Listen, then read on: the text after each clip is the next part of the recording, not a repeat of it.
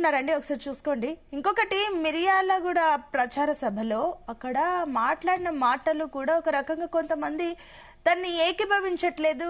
ఏ రకంగా ఒక అంటే వయసులో పెద్దవాడు, ఈ రకంగా కొంచెం మర్యాద కూడా ఇవ్వడానికి తెలియట్లేదు, ఎందుకు ఈ రకంగా మాట్లాడుతున్నారు. సరే, ప్రచారం కోసం మాట్లాడినప్పుడు అక్కడ వాళ్ళకి ఏం చేస్తారని మాట్లాడాలి, కానీ ఈ రకంగా ఎవడికి రా జాతిపిత ఇలాంటి మాటలు కొంచెం ప్రజలకి కూడా ఇబ్బందికరంగా మారుతుంది.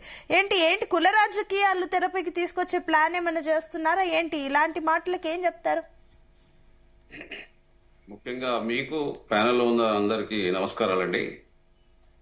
ఈ మాటలు మాట్లాడింది గత 10 సంవత్సరాలలో కేసీఆర్ గారు అనేక సందర్భాలలో తెలంగాణ ఉద్యమంలో ఎన్ని రకాలుగా మాట్లాడండి. సన్యాసులు, దొంగలు, లంగలు, ఈ భాష అనేది తెలంగాణలో మొదలు పెట్టించింది మరి కేసీఆర్ గారు కదా. ఇదంతా ఉద్యమంలో మాట్లాడింది మళ్ళీ వేరే ఉద్యమంది, మళ్ళీ మీరు అంటే అధిక ఒక సీఎం స్థాయి వ్యక్తి మాట్లాడిందే కదా మనం మాట్లాడుకుంటున్నాం, చర్చించుకుంటున్నాం. సీఎం స్థాయిలో కూడా కేసీఆర్ గారు అనేక సందర్భాలలో మాకు సంబంధించినటువంటి రేవంత్ రెడ్డి గారి గురించి కానీ, బట్టి గారి గురించి కానీ, మరి ఉత్తమ్ కుమార్ రెడ్డి గారి గురించి అనేక సందర్భాలలో వారు కూడా రకరకాలు మాట్లాడండి. ఇది సహజంగా మనకు వచ్చేది ఏంటంటే ఇక్కడ రాజకీయంగా మాట్లాడుతూ ఉంటారు. ఆయన 10 సంవత్సరాలు అనేక రకాలుగా అనేక దఫాలుగా మరి ఆయన 80,000 బుక్కులు చదివినవాడు, సంస్కారి, మరి తెలంగాణ కోసం పోరాటం చేసిన వాడు. ఆయన నేర్పించిన నీరజ అన్నట్టుగా తను నేర్పించిన ఇవన్నీ రాష్ట్రంలో ఉన్నటువంటి ఈ బూతులు ఇవన్నీ తన చేసినవి, తన మాట్లాడినవి. మరి జాతి పిత అనే వ్యవహారానికి వస్తే ఈ రోజు తెలంగాణ రాష్ట్రాన్ని 2 రాష్ట్రాలలో బలి అయిపోయిన 1200 మంది పిల్లలు బలి అయిపోయారని చెప్పి సోనియా గాంధీ గారు, మరి అదే విధంగా జయశంకర్ గారు, ఇలా అనేక రకాలుగా ఒక్కరు కాదండి, వీళ్ళ కుటుంబం ఎంతసేపు వాళ్ళు అనేక కుంభకోణాలు ఆయన మీద, కాళేశ్వరం కుంభకోణం, కొడుకు మీద ఫార్ములా ఐరేస్ కుంభకోణము, కవిత మీద అదే విధంగా లిక్కర్ కుంభకోణం, మరి హరీష్ రావు మీద ఫోన్ ట్యాపింగ్ కుంభకోణాలు. ఈ కుంభకోణాలు తప్ప వాళ్ళు చేసింది ఏంటంటే రాష్ట్రానికి ఏమీ చేయలేదు. వాళ్ళు రాష్ట్రంలో అధోగతి పాలు చేసిండ్రు. అందుకే కాబట్టి ఈ రోజు చూస్తున్నాం కదా, గ్రామ పంచాయతీ ఎలక్షన్స్ లో బ్రహ్మాండమైనటువంటి మెజార్టీ ఇచ్చిండ్రు, మరి యునానిమస్ చేసిండ్రు. ఈ రోజు కూడా చూడండి, మున్సిపల్ ఎలక్షన్స్ లో 14 యునానిమస్ చేస్తే 12 మావే ఉన్నాయి కాంగ్రెస్ పార్టీ. ప్రజలు ఆశీర్వాదిస్తున్నారు. మరి ఏం మాట్లాడినా ఏం చేసినా అభివృద్ధి సంక్షేమం వైపు ముఖ్యమంత్రి గారు ఈ రోజు మా రాష్ట్రంలో కాంగ్రెస్ ప్రభుత్వం బ్రహ్మాండంగా పరిపాలిస్తుంది కాబట్టి ఈ రోజు ప్రజలు ఆశీర్వదిస్తున్నారు. అదే ఇప్పుడు గ్రామ పంచాయతీలో మీరు అన్నట్లు యునానిమస్ అన్నా కూడా అక్కడ 100లో 60% వచ్చింది. ఏ లెక్క ప్రకారం చూసినా పార్టీ గుర్తు లేకపోయినా సరే, మీ పార్టీ బలంతో వెళ్ళినా కూడా 100% రావాలి, కానీ అక్కడ మీకు 60% వచ్చింది. ఏ లెక్కన బేరీస్ చేసుకున్నా యునానిమస్ గా అయితే కాదు. సరే, ఓకే, ఆ విషయాన్ని పక్కకు పెట్టినా ఇప్పుడు ఫోన్ ట్యాపింగ్ అన్న ఈ విషయాలన్నిటిపైన విచారణలు జరుగుతున్నాయి. ప్రచారంకి వెళ్ళినప్పుడు అక్కడ మిర్యాలగూడలో ఆ నియోజకవర్గానికి సంబంధించి ఏం డెవలప్మెంట్ చేస్తారు, అక్కడ కావాల్సిన వాటి గురించి మాట్లాడడం పోయి ప్రతిసారి కేసీఆర్ ఎందుకు వస్తున్నారు అనేదే కదా ప్రశ్న. కుంభకోణాలు తీసినప్పుడు కేసీఆర్ గారు మాట్లాడే విధానాలు, హరీష్ రావు తర్వాత కేటీఆర్ గారు తీసినటువంటి విషయాలు, వాళ్ళు మాట్లాడే విధానాలు, కుంభకోణాలు బయట పెట్టినప్పుడు వాళ్ళు రెస్పాండ్ అయిన విధానం అనేది ఎందుకంటే ఆర్భాటం. ఇప్పుడు కుంభకోణం బయటకు వచ్చింది, ఫోన్ ట్యాపింగ్ వచ్చింది. ఫోన్ ట్యాపింగ్ ఎవరు చేయించారు? ప్రైవేట్ వ్యక్తుల విషయంలో, ఒక ఫోన్ విషయంలో కూడా ట్యాపింగ్ చేసుకోవడం ఏంటంటే బిడ్డది అల్లుడు కూడా ట్యాపింగ్ చేసుకోవడం ఏంది? మరి అప్పుడు వాళ్ళు మాట్లాడుతున్న దానికి జవాబు ఇచ్చే విధంగా ఈ రోజు అభివృద్ధి విషయంలో, సంక్షేమం అభివృద్ధి విషయంలో ప్రారంభోత్సవం ఈ రోజు 200 కోట్లతో ఈ రోజు 25 ఎకరాలలో మరి ఇంటిగ్రేటెడ్ స్కూల్స్ ప్రారంభిస్తున్నాము. మరి అదేవిధంగా మరి ఈ రోజు 5 లక్షల నుంచి మన ఆరోగ్యశ్రీని 10 లక్షలు పెంచినాం. సంక్షేమం ఈ రోజు రైతుల కోసం అనేక రకాలుగా రుణమాఫీలు చేయగలిగినాము, అన్ని ఇస్తున్నాం కదా. వారు చేసిన అప్పులు ఒకవైపు తీరుస్తూ, వారు చేసినటువంటి కుంభకోణాలు ఒకవైపు, అనేక రకాలుగా రాష్ట్రాన్ని 10 సంవత్సరాలు మరి దరిద్ర రూపకంగా మార్చిండండి. ఈ రోజు ఎలక్షన్స్ చూడండి, ఎలక్షన్స్ లో 14 తర్వాత 18లో జరిగిన ఎలక్షన్స్ లో ఆయన చెక్కులిచ్చి రాజకీయాన్ని మొదలు పెడితే ఈ రోజు సామాన్యుడు, ఎడ్యుకేటెడ్, తర్వాత ఆర్థికంగా లేనివాడు ఈ రోజు రాజకీయాలు ఉండలేని పరిస్థితి అయిపోయింది, పోటీ చేయలేని పరిస్థితి అయిపోయింది. మంచి వాళ్ళు కాదు ఈ రోజు కార్పొరేటర్స్, బిజినెస్ మెన్స్, డబ్బున్నవాడే రాజకీయానికి చేసే విధంగా సర్వనాశనం చేసింది ఈ రోజు కేసీఆర్ గారు. ఎవడన్నా సామాన్య ప్రజలు, సామాన్య వ్యక్తిగతంగా ఉన్న వ్యక్తి, జితేంద్ర గారు ఇప్పుడు ఒక్క నిమిషం అండి, సామాన్య వ్యక్తి ఈ రోజు పోటీ చేసే పరిస్థితి ఉందా అండి? ఈ రోజు ఒక మంచి వ్యక్తి, ఇంతకుముందు చూడండి పూర్వం నుంచి 1952 నుంచి ఈ రోజు వరకు చూస్తే ఎంతో మంది ఎమ్మెల్యేలు, ఎంపీలు, ఈ రోజు ఇండ్లు కూడా లేవు వాళ్ళకు. కానీ ఈ రోజు ఏమైపోయింది, ఒక చిన్న సర్పంచ్ గా పోటీ చేయాలంటే 2 కోట్లు 3 కోట్లు. ఈ రోజు అదే విధంగా కౌన్సిలర్ కార్పొరేటర్ గా పోటీ చేయాలంటే కోట్ల రూపాయలు ఉంటేనే చేసింది. ఈ రోజు తెలంగాణ రాష్ట్రాన్ని రాజకీయంగా, ఆర్థికంగా, భూ విధ్వంసం, ఆర్థిక ఇప్పుడు అదే విధ్వంసం, సామాన్యుడు రాజకీయ కాంగ్రెస్ విధ్వంసం, లో అన్ని పోటీ రకాల చేసే ఛాన్స్ ఉందా? విధ్వంసాలేనండి. కాంగ్రెస్ నుంచి టికెట్ వస్తుందా?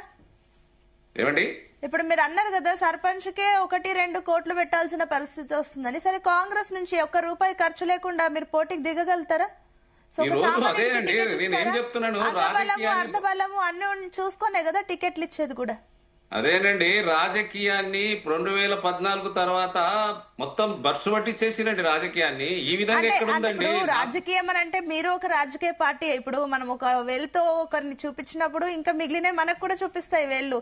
ఈ లెక్కన చూసుకున్నా అంటే మీరు కూడా రాజకీయ పార్టీ, మీ గురించి కూడా చెప్పుకుంటున్నట్టే అనిపిస్తుంది చెప్తుంటే.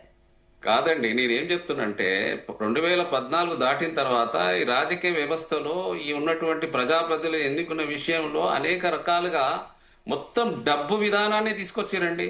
ఆయన పోటీ చేసేటప్పుడు చెక్ ఇచ్చి బయటికి పంపించడం మొదలు పెట్టడంతో ఇదంతా సర్వనాశనం అయిపోయింది. మంచి వ్యక్తులు ఎక్కడ వస్తుండండి? మంచి వ్యక్తులు ఎవరైనా వస్తుండ్రా? ఇప్పుడు ఉన్నటువంటి 80% చేస్తున్నారు పనులు, కానీ ఆర్థికంగా అక్కడ పెడితే ఎవరిని తీయాలండి? 2 కోట్లు పెట్టేటోడు ఇప్పుడు ఉన్నటువంటి కార్పొరేటర్ కౌన్సిలర్లలో బోలో డబ్బు పెట్టి గెలవాలంటే ఎక్కడి నుంచి తీసుకొస్తారు వాళ్ళు? మరి అందరు కరప్షన్ చేయాలనా? ఏం చేయాలి? ఎవరిని అడగాలి? ఎక్కడి నుంచి తీసుకురావాలి? ఈ విధంగా రాష్ట్రాన్ని సర్వనాశనం చేశారండి వాళ్ళ కుటుంబం. చెప్పడానికి ఏముంది దీంట్లో? వీళ్ళు ఆయన జాతి పిత సరే, ఇప్పుడు నేను నా పాయింట్ ఏంటంటే కూడా, సరే ఇప్పుడు మీరు అన్న లెక్కలన్నీ ఇవన్నీ నిజమే పాయింట్, ఇవన్నీ విషయాలు మనం చర్చించుకోవాల్సిందే. కానీ ఇంకొకటి ఏంటంటే, ఈ ఎలక్షన్స్ టైంలో ఎలక్షన్స్ వస్తున్నాయి, ప్రచారాలు స్టార్ట్ అయిపోతున్నాయి, అటు మీరు కూడా సీఎం కూడా యాక్టివ్ అయిపోయారు. కానీ ఇలాంటి టైంలో ఈ జాతిపిత అంశం ఇది అవసరమా? ఇది అంటే మీ రాజకీయ స్ట్రాటజీయా? కాదండి, ఇప్పుడు కేసీఆర్ గారిని వాళ్ళే చెప్తారు కదా, మా నాయకుడు జాతిపిత లాంటి రాష్ట్రపిత. జాతిపిత ఎట్లయితే జాతిపిత మన గాంధీ మహాత్ముడు ఉన్నాడు కదండి. జాతిపిత ఎట్లయితే భారతదేశ స్వతంత్రంలో పోరాటం చేసిండు ఈయన ఒక్కరే కాదు కదా. వీళ్ళ కుటుంబం కోసము ఈ రోజు ఉన్నటువంటి టిఆర్ఎస్ పార్టీ పెట్టి రాష్ట్రాన్ని చేసిన దాంట్లో ఈ రోజు కాంగ్రెస్ పార్టీ ఇచ్చిందండి. ఎంతో మంది బలిదానమైన, ఎంతమంది పిల్లలు చనిపోయారండి? బోలెడు మంది చనిపోయారు కదా. వాళ్ళండి రాష్ట్రపితలు అంటారు. జాతిపిత ఎక్కడైతాడండి? రాష్ట్రపితలు వాళ్ళైతారు. ఇచ్చిన సోనియా గాంధీ అవుతుంది. 1200 కుటుంబాలలో వాళ్ళు అవుతారు రాష్ట్రానికి పితలు. గాని ఈయన ఎక్కడైంది? వీళ్ళ కుటుంబంలో ఎవరైనా బలిదానం అయినరా? ఏమైనా నష్టమైనరా? సోనియా గాంధీ కావాలి, లేదంటే ప్రొఫెసర్ జయశంకర్ కావాలని చెప్పేసి మీ రేవంత్ రెడ్డి నుంచి కూడా మాట వచ్చింది కదా. అవునండి, అదే కదా మేము అనేది. చెప్పండి, ఏమండి సోనియా గాంధీ ఎందుకు అవ్వాలి జాతిపిత? చూడండి, ఇప్పుడు సోనియా గాంధీ గారు ఆమె ప్రైమ్ మినిస్టర్ అయ్యే అవకాశం వచ్చినా వదులుకుంది. రాష్ట్రంలో 2 రాష్ట్రాలలో ఇబ్బందికరంగా సంఘటనలు ఎదురైనా, పార్టీ నాశనం అయినా కూడా ఆంధ్రలో చూడండి ఈ రోజు మా పరిస్థితి ఎట్లయిపోయిందంటే, ఆంధ్రలో ఈ రాష్ట్రం ఇవ్వడం వల్ల ప్రతిసారి ఎలక్షన్స్ లో 4-5 లక్షల ఓట్లు కూడా పడట్లేదు. 175 ఎమ్మెల్యే సీట్లలో ఒక 2-3 లక్షల ఓట్లు కూడా రావట్లేదు. రాష్ట్రంలో బలైపోయినాం అంతకుముందు 10 సంవత్సరాలు. అదే విధంగా ఆంధ్రలో కూడా 2 రాష్ట్రాలలో బలైనం కదా. అప్పుడు ఈ రోజు కదా 2 సంవత్సరాల కింద మాకు అధికారం వచ్చింది. ఈ 2 సంవత్సరాలలో ప్రజలు తిరస్కరించారు ఆయన చేసినటువంటి కుంభకోణాలు, ఉన్నటువంటి కుటుంబ పరిపాలన. వాళ్ళకి తప్ప జాబ్స్ ఎవరికి వచ్చినాయి? వాళ్ళు చేసినటువంటి కుంభకోణాలు ఎవరు చేసిరండి? ఈ రాష్ట్రాన్ని మిగులు బడ్జెట్ తో ఇస్తే ఈ రోజు 8 లక్షల కోట్ల రూపాయలు మరి పెట్టి అప్పు పాలు చేసి ఇచ్చిండు. నీళ్లు లేవు, ఉద్యోగాలు లేవు. ఏమున్నాయండి? నీళ్లు, నిధులు, నియామకాలు. ఈ మూడిట్లలో చూడండి, ఈ గడిచినటువంటి 10 సంవత్సరాల 1,60,000 ఉద్యోగాలు ఇచ్చిండు. మేము వచ్చిన తర్వాత చూడండి ఈ రోజు ఒక 70,000 ఉద్యోగాలు ఇచ్చినాం. మేము నోటిఫికేషన్ ఇచ్చినాం కదా. మీరు నోటిఫికేషన్ ఇస్తే జీతాలు ఇవ్వాల్సింది ఎవరు? మేము కదా. ఈ రోజు సర్పంచ్లకు, ఒక నిమిషం అండి, సర్పంచ్లకు బ్యాలెన్స్లు పెట్టిండ్రు, ఉద్యోగులకు బ్యాలెన్స్లు పెట్టిండ్రు.